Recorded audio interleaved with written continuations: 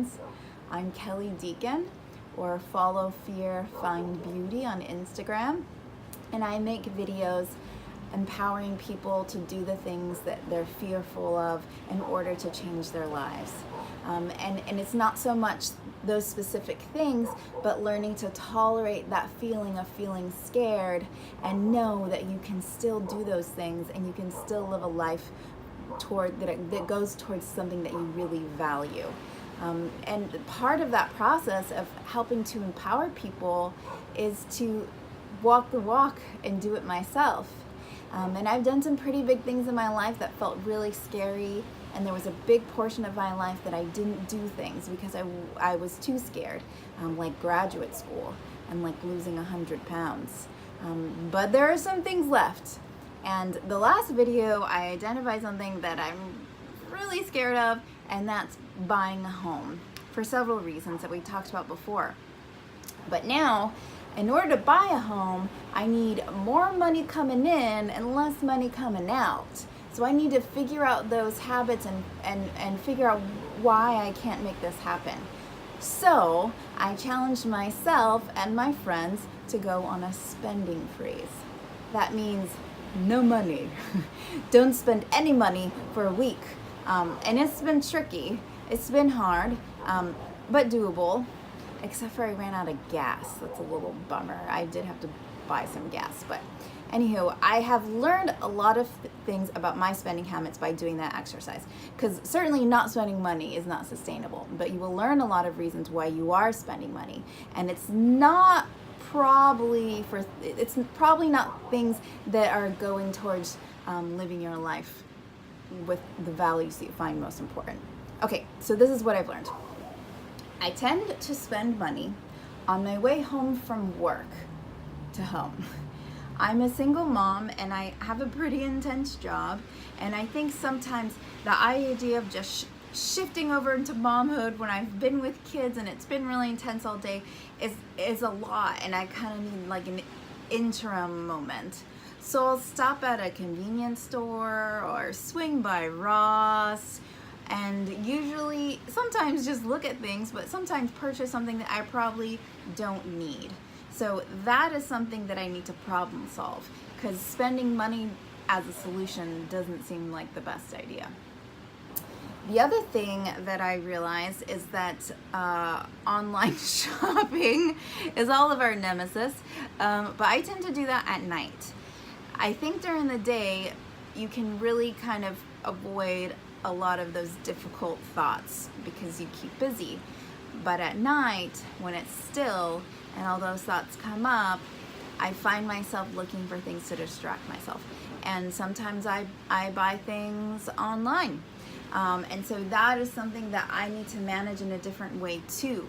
If I'm gonna buy a house for me and my daughter, I can't be spending in order to distract myself. It's not something that I need. Here's another thing. I found myself worrying about whether I could buy certain things, like a new dress for the Christmas party. And then trying to think through, like, what would happen if I didn't have a new dress for the Christmas party? I would probably be okay. But I think there's so much in my identity about wanting to look good for certain activities, and I think that's fun, but it's not something that I have to do, and it's certainly not more important than buying a house. Here's another thing. I have a couple of yucky habits that cost money. Well, one in particular. And I have been drinking Monster energy drinks for a while, since graduate school, which is terrible because I prefer to eat organic, clean food when I can, mostly, and then I'll drink it on down with a Monster energy drink. It doesn't make any sense, but I'm pretty addicted, and it's well established into my routine. I buy them at convenience stores. Right now where I live, it's 7-Eleven on my way to work. It's my routine. It's like this habit that I do. And I could buy them like at Costco or somewhere else where they're cheaper, but I don't. I buy them at 7-Eleven where they're $2.70. And so what I've done in the past is I've justified that to myself $2.70, it's like that's not gonna matter. Like, that's not gonna mean me buying a house or not. It's not a lot of money, and it's caffeine. I need it. I work hard. I do a lot of things. I'm hustling all the time. Like, I need some caffeine, and I deserve it. Like, I should be able to have what I want. And that's how I framed that decision of buying those every day. Or I just didn't think about it at all, and I just did it. And I realized that part of the problem was my thought patterns about it and how I was framing that decision. So in the last week, when I've not purchased energy drinks, when I was driving by the 7-Eleven, I said to myself, I want to buy a house. I want a home for myself and my daughter where we can have our own traditions and we can make our own rules and we have our own space. And that is really important to me for my growth and for my daughter's growth. And I drove past 7-Eleven. Well, I had a few Monster energy drinks at work, a hoard of them that my friends had given to me in the past, and I was saving them. So I got my caffeine fix for the first couple days, but by Thursday, those were gone. So on Thursday when I woke up, I was like, what? Oh no, it's $2.70. Like, it's not that big of a deal.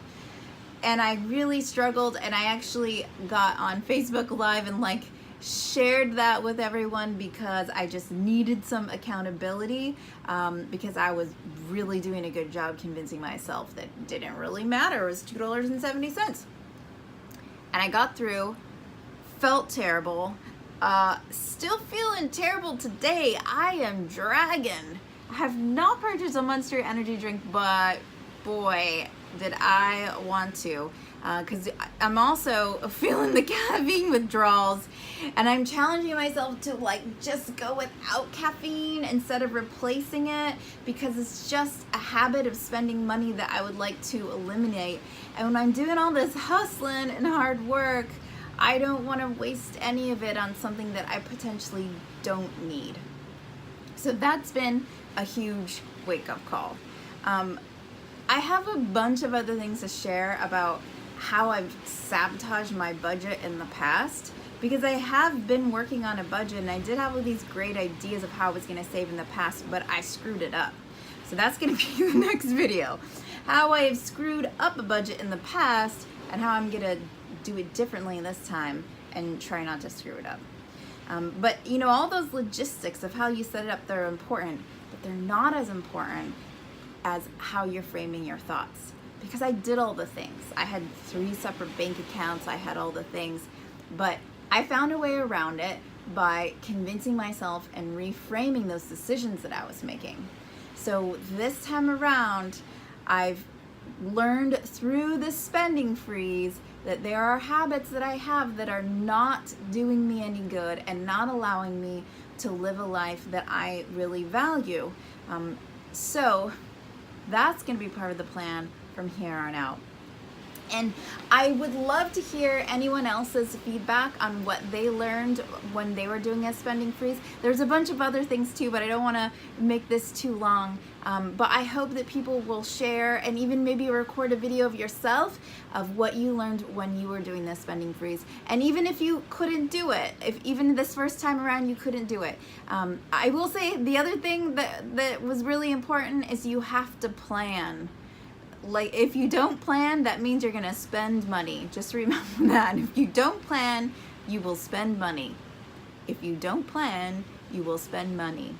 And I don't find planning that fun. Like, some people find it really fun, but having to think through all my meals for the whole day and how long I'll be out of the house and everything that could be up, planning for it, it takes a lot of effort. But if you don't plan, you will spend money. Okay, that's it for today.